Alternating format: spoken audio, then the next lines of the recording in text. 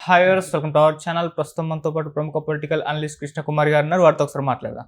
నమస్కారం మేడం. నమస్కారం మేడం, కేటీఆర్ గారు అరెస్ట్ కూడా రంగం సిద్ధమైపోయిందని అంటున్నారు మేడం. అంటే అంతకుముందే ఫార్ములా ఈ రేసింగ్ సంబంధించిన స్కామ్లో అరెస్టుకు పర్మిషన్ ఇవ్వాలని గవర్నర్ని వీళ్ళు కోరారు.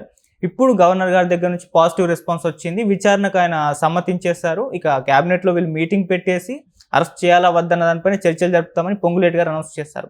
మ్యాక్సిమం అరెస్ట్ చేసే అవకాశం ఉందని అంటున్నారు. మరి కేటీఆర్ గారు అరెస్ట్ పైన ఒకవేళ అరెస్ట్ అవుతే మీ ఒపీనియన్ మీరు ఏ విధంగా చూస్తారు దీన్ని? అంటే కేటీఆర్ కూడా ఉత్సాహపడుతున్నాడు అరెస్ట్ అవ్వడానికి. ఎందుకంటే ఈ మధ్య పీక్స్కి వెళ్ళిపోయి నమ్మకాల మీద నమ్మకం పెరిగింది బాగా, మూఢనమ్మకాల మీద. ఆ ఒక మూఢనమ్మకం ఏంటి అంటే, జగన్మోహన్ రెడ్డి జైలుకి వెళ్ళాడు, సీఎం అయ్యాడు. చంద్రబాబు నాయుడు జైలుకి వెళ్ళాడు, సీఎం అయ్యాడు. అలాగే రేవంత్ రెడ్డి జైలుకి వెళ్ళాడు, సీఎం అయ్యాడు.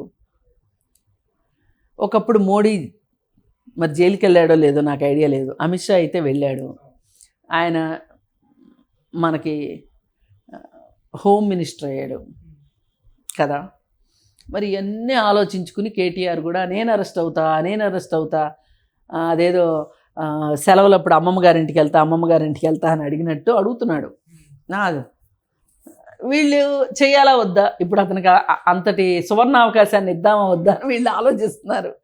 కానీ ఒకటైతే రెడీ పెట్టుకున్నారు, గవర్నర్ దగ్గర నుంచి పర్మిషన్ తెచ్చి పెట్టుకున్నారు. ఇప్పుడు జగన్మోహన్ రెడ్డి ఉదంతం చూసిన తర్వాత గవర్నర్ని అడక్కోకుండా చంద్రబాబు నాయుడిని అరెస్ట్ చేసి జగన్మోహన్ రెడ్డి చేతులు ఎట్లా కాల్చుకున్నాడో చూశారు. అంటే చాలా రీసెంట్గా జరిగింది కాబట్టి వీళ్ళు ఇంకా ఆ సోయిలో ఉన్నారనమాట. అందుకని చెప్పి గవర్నర్ దగ్గర నుంచి ఒక అనుమతి పత్రం తెచ్చి జేబులో పెట్టుకున్నారు. దానికి ఏమి కాలపరిమితి ఉండదు. అయితే ఇది ఎప్పుడైనా బాంబే, ఆటం బాంబే, ఇది ఎప్పుడైనా వేయొచ్చు కేటీఆర్ మీద. కానీ వెయ్యాలా వద్దా అని ఆలోచిస్తున్నారు. వేస్తే మనకు నష్టమా లాభమా అని ఆలోచిస్తున్నారు. ఇప్పుడు రాజకీయ పార్టీలు ఎట్లయినాయి అంటే, నేను ఈ చర్య తీసుకోవటం అతనికి లాభమా నష్టమా అనేది పక్కన పెట్టేయండి. తీసుకోవడం వల్ల మనకు లాభమా నష్టమా, కానీ అతనికి లాభమా నష్టమా, మీకు లాభమా నష్టమా కాదు చూడాల్సింది చట్టం ఎంత బాగా పనిచేస్తుంది అనేది ఒకటి.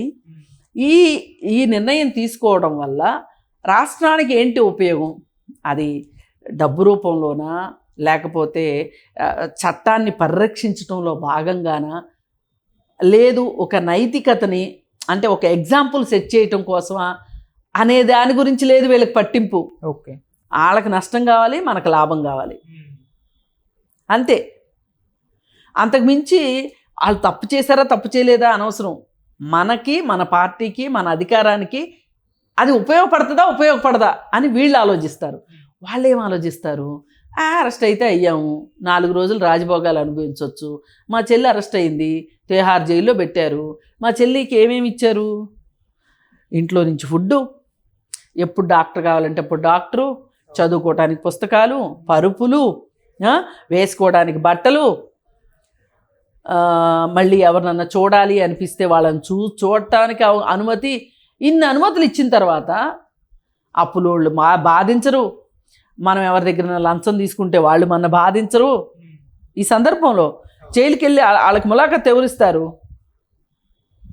అనవసరమైన పేడ ఉండదు, ఇంట్లో వాళ్ళ బాధ ఉండదు, ఇంట్లో వాళ్ళ గోల ఉండదు, ఇష్టమైన వాళ్ళనే పిలిపించుకుంటాను, కొన్నాళ్ళు హాయిగా ఉండొచ్చు. పైగా ఇదంతా అయిపోయిన తర్వాత జైలుకి వెళ్ళి వచ్చాము అంటే మనకేమైనా నామోషినా నామర్దానా? జైలుకి వెళ్ళి వచ్చిన వాళ్ళకే విలువ ఉంటుంది సమాజంలో కూడా. ఎంత తప్పులు చేస్తే అంత విలువైన మనుషుల కింద లెక్క ఇవాళ. ఎంత ధైర్యం, ఎంత తెలివి, చట్టాన్ని ఎట్లా మోసం చేయగలిగాడు, ఇట్లాంటి కితాబులన్నీ ఇస్తున్నారు ఇప్పుడు. మరి అందుకోసం ఏం చేస్తున్నారు, జైలుకి వెళ్తా అనుకుంటున్నాడు కేటీఆర్.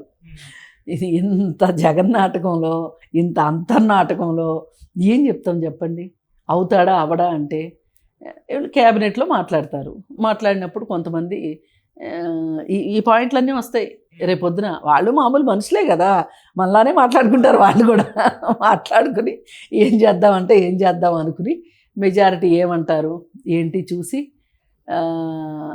ఆ చేసే అరెస్ట్ ఏదో ఇప్పుడే చేసేస్తే 4 సంవత్సరాల తర్వాత కదా, అప్పటికి జనాలకు కూడా గుర్తుండదు, సానుభూతి ఏమి ఉండదు, ఆ అరెస్ట్ ఏదో ఇప్పుడే చేసేద్దాం అనుకున్నారనుకోండి, చేసేసి సరదా తీర్చుకుందాం అనుకున్నారనుకోండి, అరెస్ట్ చేస్తారు.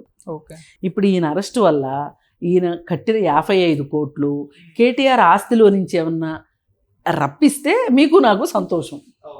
ఆయన జైలుకి వెళ్తే మనకెందుకు, వెళ్ళకపోతే మనకెందుకు, ఆయనకు లాభం అయితే మనకెందుకు, నష్టమైతే మనకెందుకు?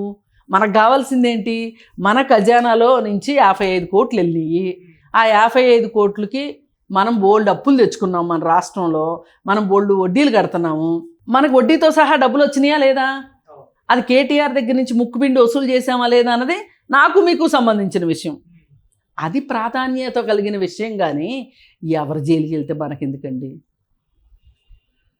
చాలామంది వెళ్తున్నారు జైలుకి. జైలుకి వెళ్ళడం అనేది వాళ్ళు చాలా మామూలైన విషయం అయిపోయింది. నేను ఇందాక అన్నట్టు చాలా సరదా అయిన విషయం కూడా అయింది. ఒక ఎక్స్కర్షన్కి వెళ్ళినట్లు. ఈ మధ్య జైలు టీమ్ తోటి హోటళ్ళు కూడా వచ్చినాయి.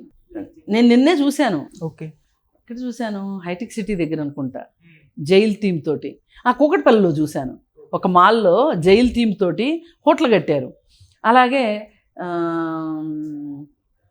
నర్సపూర్లోనూ సంగారెడ్డిలోనూ ఎక్కడో పాత జైల్ని మనం వెళ్ళి ఒకరోజు ఉండొచ్చు జైలు ఫీల్ కోసం. అలాగే అండమాన్ వెళ్ళి కూడా జైలు మొత్తం చూసి రావచ్చు. అది ఒక పర్యాటక ప్రాంతం అయిపోయింది.